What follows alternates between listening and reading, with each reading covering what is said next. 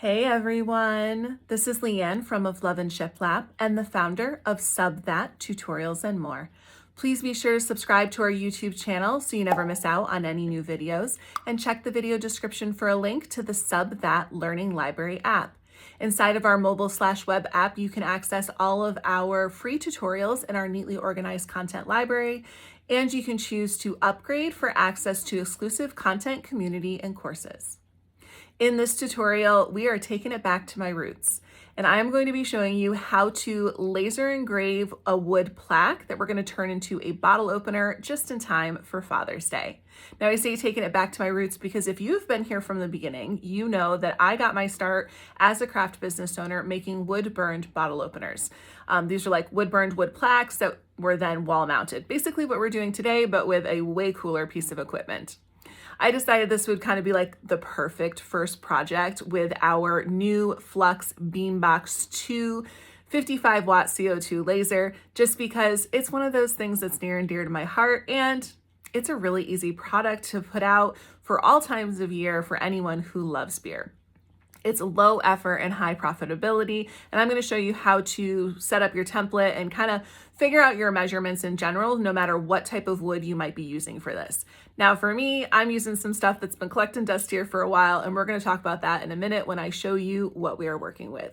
So let's go ahead and turn things around and get started. But before we do, I just want to remind you that if you missed out on our introduction video where we unboxed and went through the setup process and got a good look at the Beam Studio and some of the things that the Beambox laser can do, be sure to check out that video. It is a little long, but it's very in-depth, and it's a great opportunity to learn more about this laser if you might be interested. Now let's go ahead and turn things around and get started. In order to make your bottle opener, we're just going to need a few materials. You're going to need your wood plaque, you're going to need some type of bottle opener, and you're likely going to need to get some special screws, not special in terms of unique, but they're just going to need to be different size screws than the ones that come with the bottle opener. The reason being is because these bottle opener pieces are specifically sold as a wall mount piece, and so typically the screws are 2 inches to 2.5 inches, and that is of course going to be entirely too long for something like this. Now, before we continue, I want everyone to take a moment to appreciate the person in their life who tends not to throw away things like scrap wood, random screws, and miscellaneous pieces from projects of the past. All of these items here are 10 years old. They have floated around with my belongings from house to house. They have lived a whole life. And I have just continued to hold on to them because I kept thinking, you know what? I don't want to get rid of it because it costs money. These innkeeper plaques I used to buy on either Amazon or at Michael's, and I looked on Amazon. They are still about $8, $9. They are not cheap. And these bottle openers in particular, they don't even have them available anymore. I used to purchase them on Amazon, this brand Trendy Bartender. They came in a pack of 2. I really just liked them because they said beer me, and I thought that was great. But you can buy bottle openers like this, and some of them do say something, some of them don't. They have different types of finishes. You can buy them at pretty much any hardware store, and you can buy them in bulk on Amazon. They're only a couple of dollars, which is far cheaper than what these ones were. These ones I think were like $10 to $12 for a pack of 2. When I was selling wood-burned bottle openers, I did charge a premium price for them. They are a good item. They're good for all year round. But I just want to say, definitely take a moment to appreciate that person who keeps stuff, because I had this stuff just sitting in my garage, and here we are about to make a last-minute Father's Day gift. And of course, this is a great item to gift all times of the year. All right, that aside, we're going to set those aside. What we need to do is get some measurements for our plaque. Now, when you're designing something like this and you're trying to figure out your space, you got to think about how it's going to be used.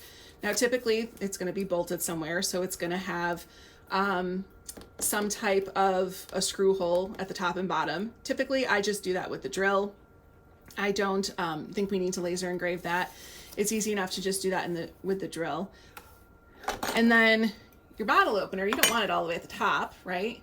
You want it to be, you know, sort of centered. You want enough room for your design without it being too much. And you just really want that bottle opener piece to look proportionately proportionate and centered on your plaque. So we're going to use the measurements that I used to always use. I used to just have a ruler that was marked. We've advanced a lot from that. I don't have that ruler anymore, unfortunately. It broke. It wasn't that I got rid of it. It broke. Now I got a new wood ruler. So what I want is for the top edge, so we're not looking at these edges, but to here, we're going to have that. We're going to center our tape measure in the center of the hole, but it's going to be right at 2 inches. And so from the top of the bottle opener should be right about 1.5 inches. Let's double check that.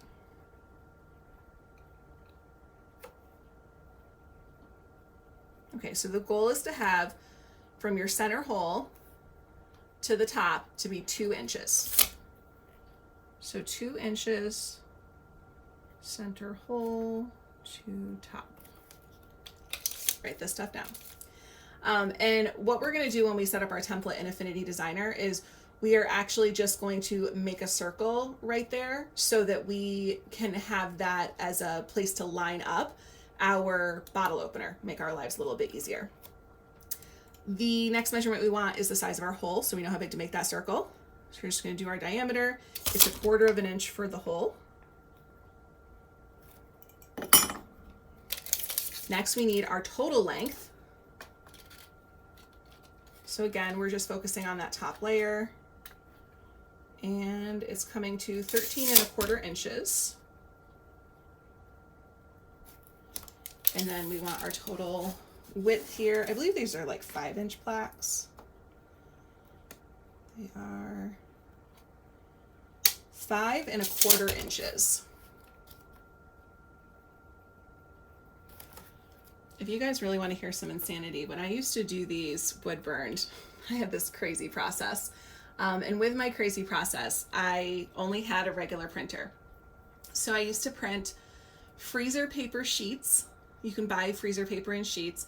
I would print freezer paper sheets on my inkjet printer, and I would print it on half of a sheet so that I could just rip the page in half, because that was, the only thing that made sense. And then I would carefully lay it onto the wood because freezer paper isn't absorbing the ink. And then I used a spoon, like an actual soup spoon, the back of it to rub it into the wood so I had the transfer. I know it sounds totally crazy, but it worked, and it was a great way to transfer the image on the wood so I could burn it. Now we've got all kinds of fancy things, so we don't have to do that anymore, but it was a journey back then, which is also why I used to charge like $60-something for these. Unfortunately, there's a bit more competition today, and using a laser kind of cuts down on the price, but you still can charge quite a bit for these, all things considered. So the next thing we need is our measurement for the distance from the holes. So the distance from our holes is going to be, we're going to do center to center is what I'm going to do. So they are, sorry, I got you guys off camera, off the screen.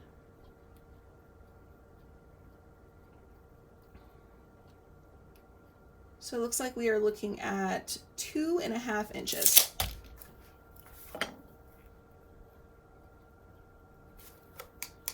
All right, so just to recap, our intention is to have our bottle opener 2 inches down, 2 inches being the center hole here. And then that also means that our design will end 2 inches from the bottom here. We have a total length of 13.25 inches, and I'd say this is a good size for this. So if you're just going to use regular wood, like 6-inch wood, and you're just going to cut it into sections, I think 13.5, 14 inches is a great size. So we've got 13.25 inches for our length. The back, because it's tapered or it's beveled. The bottom, I think, is more like 14 inches, but so 13.25 inches for that top space. 5.25 inches for our width. It is 1/4 inch for our holes or screw holes, and our screw holes are 2.5 inches apart. So we're going to go ahead and take all those measurements into Affinity Designer and set up our design template. That way we can bring it.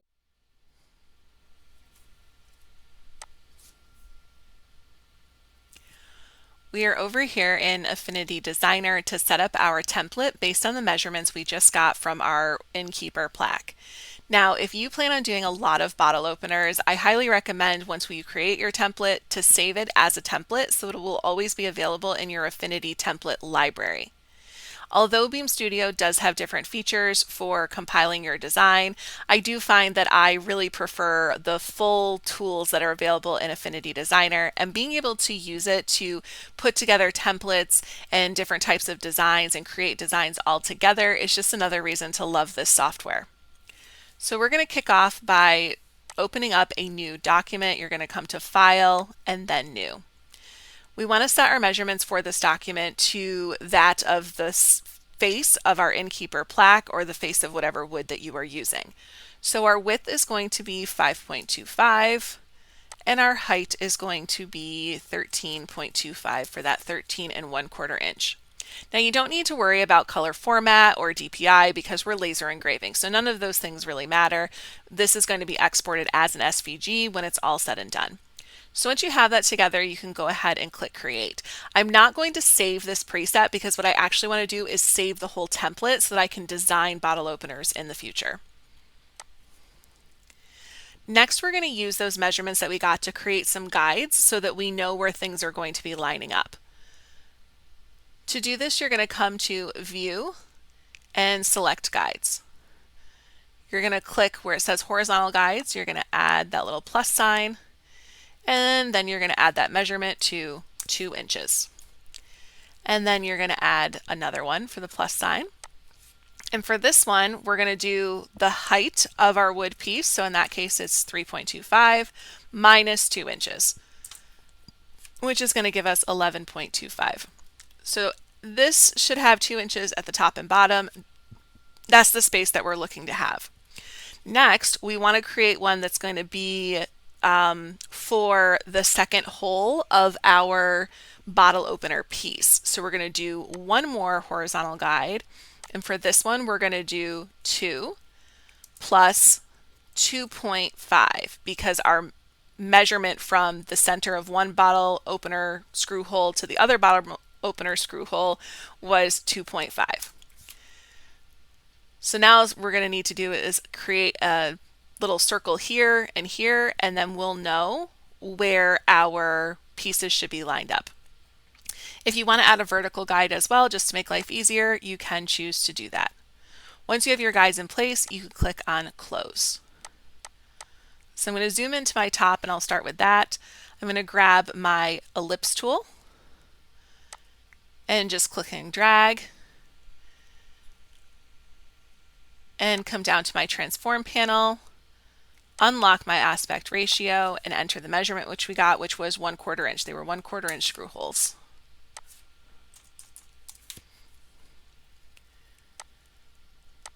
Next, I'm going to center that right over top of that cross section of our top horizontal line and our vertical line. So for this circle, what we're going to do is we don't need it to be a fill because we don't want the machine to be engraving that whole spot. We just want it to be engraving the outer edge. So for our color panel in the filled circle, we're going to choose no fill. For the stroke, it already has a default of black, which is perfectly fine. We're just going to add a little bit of stroke weight so that it is actually registered by the laser. You do not need this to be thick at all. I'm just going to have this at 0.07, just enough that the laser will be able to pick it up. Now, when we bring our total design into the Beam Studio software, we will just make sure that all of our layers are set to engrave, not cut, because we certainly don't want this to cut out a hole. This is, again, just for that point of reference. I'm going to right click on that and duplicate, and then bring our second one down into the other crosshairs. And now our reference points for our bottle opener are good to go. So the next part is our design. Basically, we have all of this space to put our design in, and it's really going to be your discretion how big you want your design to be. I tend to like things to be a little bit, as proportionate as possible. So I'm not trying to make the design this full length, but I am looking for it to fill up most of this space. Now, bottle openers are really great for things like personalization, and there are a lot of different ways that you can go about it. When I used to sell these, I specifically just did last names, or like I did last names with images. And then I usually did an established date. I didn't have a whole bunch of a million different designs. I stuck with one specific theme, and that theme was last name with established date bottle openers. And so I would do things like firehouse logos, police logos. I had a Department of Defense licensing at the time, so I was able to do Department of Defense logos. And then I had some more generic ones like fishing themed or deer themed, like stuff that was hobby related that people would drink alcohol with. So for today, we're going to do an eagle with a flag, because what could be more American? This is just an SVG that I found on Creative Fabrica, and I thought that it would be good for a bottle opener, especially here in a military town. So to bring that in, we're going to select our place tool, and I'm going to go ahead and open it up. So I am going to go with the SVG one. You could choose to do the SVG or the PNG. In terms of which one you brought in, because we are going to be engraving, so we don't have to have an SVG necessarily. The SVG you must have if you're doing cutting. For engraving, you can do either type. EPS is another form of vector format like SVG. Both are good options. I'm just going to go ahead and stick with that SVG and click open. So I'm going to click and drag and bring this onto my canvas, and I just kind of sized it for a moment there, but I do actually want to have all of these things together, and I can't do that with the SVG file because it's an embedded document by default. And you can see that because when we have our cursor,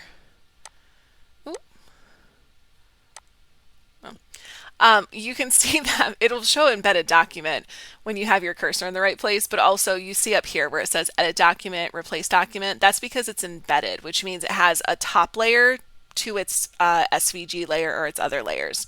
So when you click on edit document, it's going to open it up in a new page, and you see it's got all of these layers over here. Fantastic. We're going to click and drag across all of them, and if this is set up properly, we should be able to add the layers together and everything will look the same. So we're going to select them all and then click on our Boolean operation for add. Everything composed into one, so it was a good quality SVG. If you ever do that and your SVG gets really wonky and it's got like weird color patches or things disappeared, that just means the SVG file was not set up very well. We're then going to right click on that layer and select copy and come back over here and paste. And then we can actually just delete that old layer because we don't need that anymore. We've got our new one. Now I want to go ahead and shrink this on down, so I'm going to hold my shift key while I drag from the corner so that my design will stay proportionate, and then I'm just going to kind of eyeball the size here. One thing is I definitely want it centered in between this line and that 2-inch mark.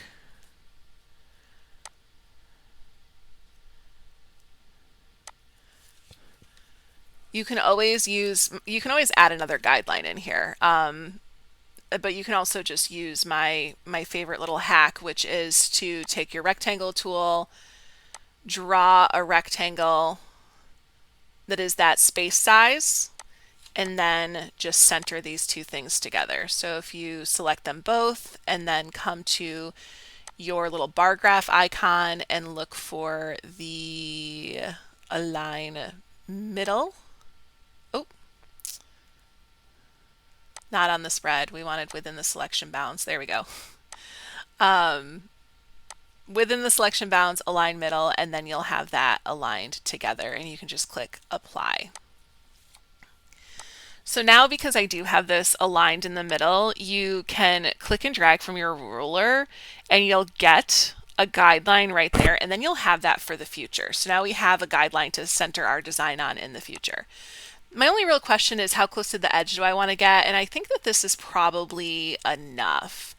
I don't want to have it too close to the edge. I do kind of want it down a little bit more, but let's kind of look. So this is going to be where our bottle opener is. And if you need a visual, you can always put just like a shape there. So if we just do like an oval, for example, you can always line something like that up there, and then, we'll just kind of fill it in so that it looks like something. Just to give you a frame of reference when you're trying to align things like this. No, I think that that's actually really good, because if you wanted to add a name or a date or anything like that underneath it, you definitely have the space to do that. So I really like having the design where it's placed at, where it's nice in the middle there. My measurements for this design are 4.65 inches wide by 4.8 inches tall. So yeah, I would say anything that's somewhere around 4 3/4 of an inch for the width is going to be a good choice. You'll end up with about 1/4 of an inch on each side of your design. And since this particular bottle opener has that beveled edge, we're probably looking at more like 3/4 of an inch, which means that the design really will look really nice centered on that bottle opener. If you're using a piece of wood that has a straight edge, then I would definitely consider leaving at least 1/2 an inch on either side of your design for the width, just so it doesn't look like it's oversized for the product itself. I am going to go ahead and adjust this up to 4.75 for this, and then just again make sure it's nice and centered in our crosshairs there. So now we're ready to get this to export it so we can take it to Beam Studio. We're going to start by getting rid of our reference layers. We don't need those anymore. So that ellipse at the top for the bottle opener and that rectangle that I created, we'll get rid of both of those. Next, I am going to need to convert our ellipses to curves, and then we are going to want to merge them and expand the stroke. The reason why we need to do this is because first and foremost, they are currently shape layers. When something says the name of a shape, it means it's a shape layer. When you try and merge shape layers with a curve, it's not going to work properly. So you do need to make sure that they are curves in order to merge them or add them to curves. So with that selected, choose Convert to Curves from your context toolbar. And then you can select both of those curves and come to Layer, Geometry, and Merge Curves. Now this just made those curves one layer together so that you don't have to worry about moving them and them not being centered, like they are one layer now. Next, what we're going to do is expand the stroke. And the reason why we need to do that is because currently this layer is just a stroke outline, which means that when we try and combine it with this big design layer, it is going to turn the design layer also into a stroke outline, which is not what we want. We want to have our design all filled in. So we fix this by turning this curve into, instead of it being a stroke curve, a filled curve. And we do that by using the expand stroke function. So with that layer selected, we're going to come to Layer and Expand Stroke. Now you'll notice it doesn't look any different, but when you come over to your color panel, you can see that the outer circle is now no fill and the filled circle is now filled, because now it is a filled stroke type layer. The next thing I want you to do is right click on that and duplicate. You don't have to do this every time. You're just going to do it this time because you're creating a template. And you're going to get rid of the visibility on that layer, just hide it. I hid it. We don't need that one right now. We just want our other two. So select both of those and then choose the Add function from your Boolean operations. So now our design with our markers for our bottle opener are completely together, and we can go ahead and export this so that we have this to bring into Beam Studio. So you're going to come to File and then Export. You're going to choose the SVG option. I'm going to choose Selection Only, and you're going to click Export and save it. Next, what we're going to do is we don't need this design anymore, so I'm just going to go ahead and delete it. But we still have that duplicate curve layer that we had. So you're going to toggle that visibility back on so you can see it. And this is now our template for our future bottle openers, for how we can place our designs, or if you want to design your designs and you want to make sure they're fitting nicely into this space. That's assuming you're using this size forever and ever. Whatever you are using, you want to set your document up accordingly. To save this as a template, you go to File and then Export as Template. This is going to open your File Explorer where you can save this wherever you save the rest of your Affinity templates. In my case, it's this folder. Once you have saved it, then in the future, when you want to use your template, you will come to File and New, and you will choose Templates. And you do have to add your folder if you haven't added it, but mine is already here. And then you can scroll down and you can find that template. Click Create, and you have all of those markers that we just did, so the work was not for nothing. I do always recommend using the same type of materials over and over again because it just makes life a little bit easier. So now that we are all done, we can exit out of Affinity Designer and we can pull up Beam Studio. Beam Studio is the software that comes with your Flux Beambox 2 laser. This program offers a variety of functions and features that allow you to create and edit designs easily, all in one interface. If you are someone who is unfamiliar with other types of design programs and really likes having everything in one place, then you're going to love Beam Studio. We did create our design in Affinity Designer because I really prefer a lot of the tools and functions that they have there. That's just my personal preference. What type of program you might use to maximize the results with your laser engraver will depend on the types of projects that you are doing, as there are pros and cons to pretty much everything. So once we have our document opened up, we're going to go ahead and import that SVG file that we just created in Affinity. You can select this image icon in order to bring that in. It's going to give you this prompt for what type of layer. We're just going to do a standard layer here.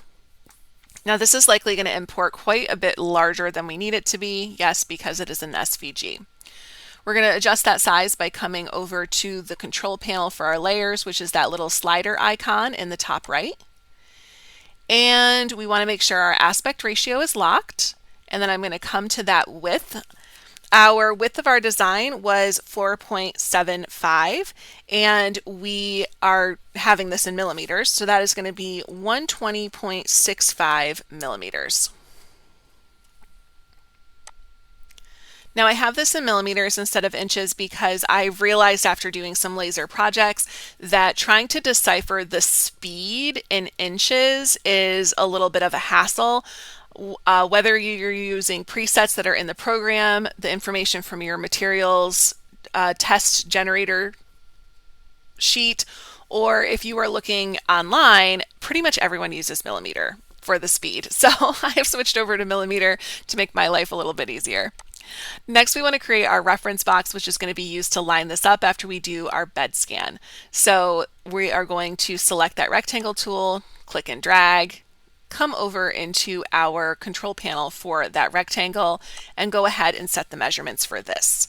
So this is going to be a width of 133.35 millimeters. That is the equivalent of 5¼ inches.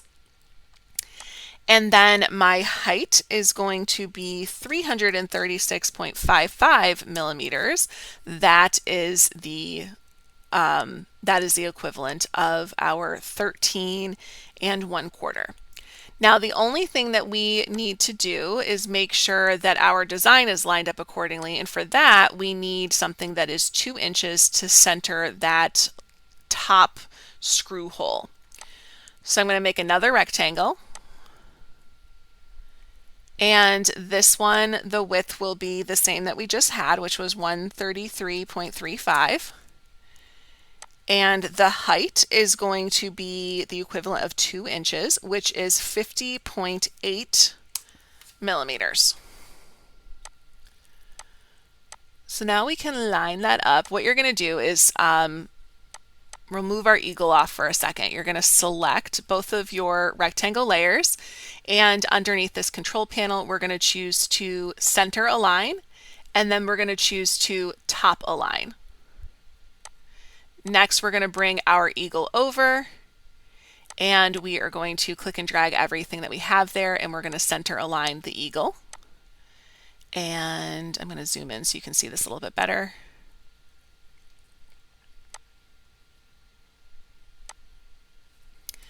And then we are going to move our eagle upwards until that line is right at the halfway point. We might need to kind of center this again. I think I might have shifted my eagle to the side a little bit. All right, we got all our layers selected. Let's do that center again. There we go. Okay, so we just wanted to move it so that that hole was right on that 2-inch line. Now, if you need a little bit more of a reference, you can zoom out and you can take this rectangle, duplicate it, and move it down to the bottom as well. Just so you can once again get that visual. This is our 2 inches at the top, 2 inches at the bottom. Now we don't need those things, we don't need the 2-inch rectangles for our next steps, so you can actually just go ahead and delete them. Again, those are just for reference. Use the reference steps that I show you because it's going to make sure you get nice, centered, proportionate designs every single time. So now that we've got our design all set up, let's go ahead and do that bed scan so that we can actually make sure that it is centered on our panel and send it off to Laser Engrave. So you're going to select that little camera icon in the top left. The laser is going to do its homing process. And then once you see that little camera plus icon, click on it if you don't have it, but then you just click and drag across, and it's going to go ahead and do our preview scan. Once it's complete, all we have to do is line up our shape that we have here with our Innkeeper plaque or other piece of wood, depending on what you're using.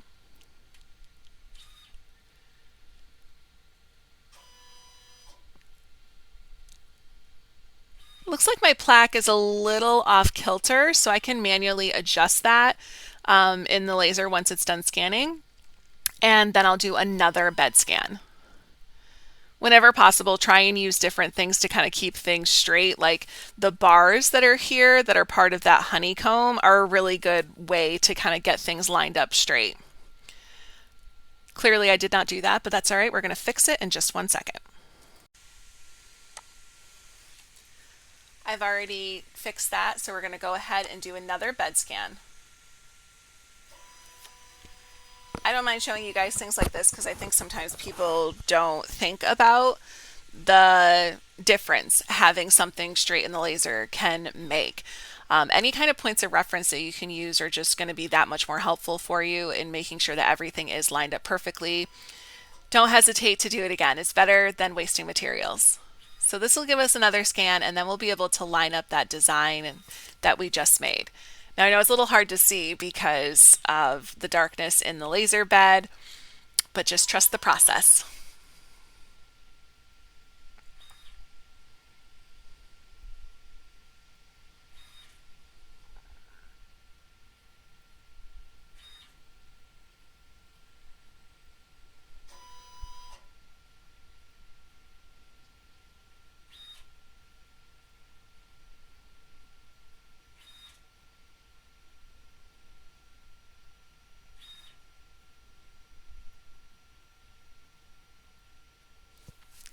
Okay, now that our bed scan is done, we can click that back arrow, and we're going to go ahead and click and drag that rectangle with our design, and we're going to line this right up. So the top and bottom of the rectangle should be lined up with the top and bottom of that arch right in the middle, and then edge to edge we should have this pretty darn close to our top edges. We can definitely see the bevel and everything pretty well on this product because it is a lighter color, which is great. It looks like we are nice straight along that edge. I like that. We're at the top, we're at the bottom, we look great. So all you need to do now is just delete that reference layer because we don't need that, and then come back into your layers panel. And we're going to go ahead and set our settings. So as I mentioned, the wood engraving setting is 20% at 500 millimeters per second. I want a little bit more darkness, so I'm actually going to do 400 millimeters per second for my speed, and I'm going to up that power to 45 to 50%. We're going to do 50%. I do think that that's going to give me the results that I'm going for with this particular project, because I don't want this to be like a super surface level engraving. I want this to look like it's, you know, a little bit deeper in than just the surface level. That's the look I'm going for with a bottle opener. So once you're happy with your settings, you can go ahead and click the play arrow so that it can calculate the design and determine how long it is going to take for this to laser engrave itself. So it's only going to take 9 minutes. That's fantastic. You can go ahead and click start to send this off.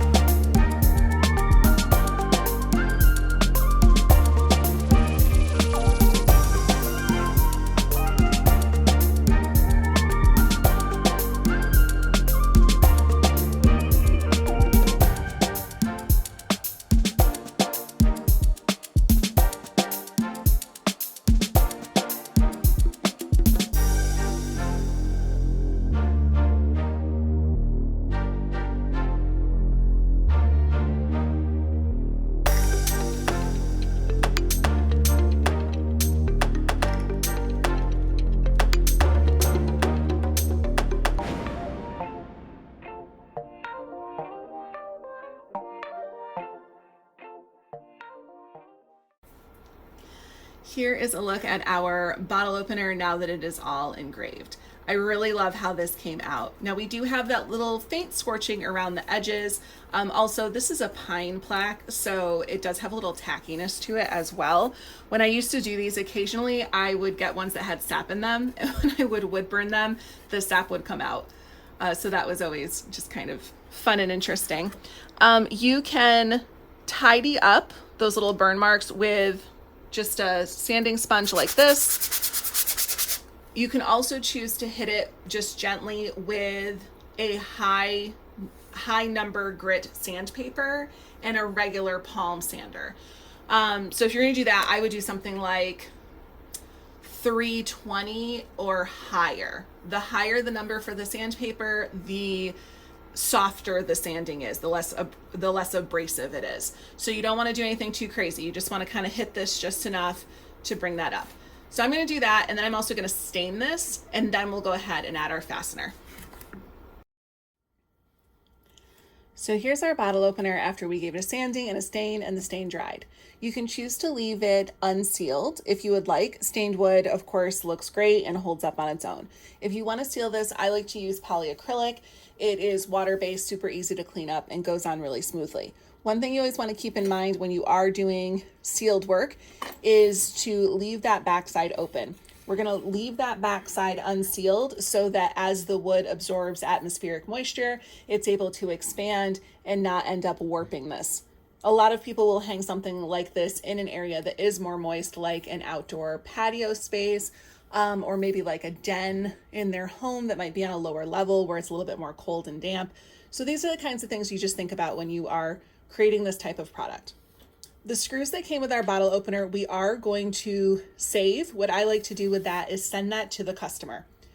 Put it in like a little jewelry baggie or just tape it to the back of the bottle opener, and they can use that to anchor it into the wall.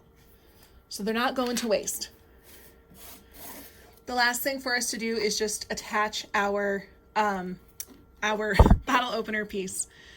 So I'm going to go ahead and line it right up with those circles that we made. As you can see, perfect little template for us. And then go ahead and drive our screw right in.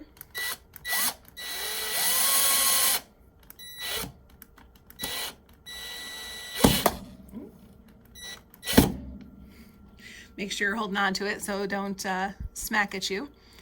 And then I'm just gonna make sure that other one is still set up right.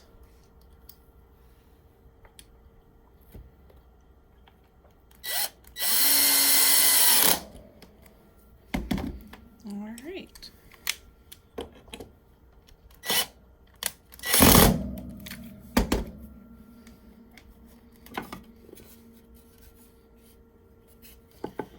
And there you have it.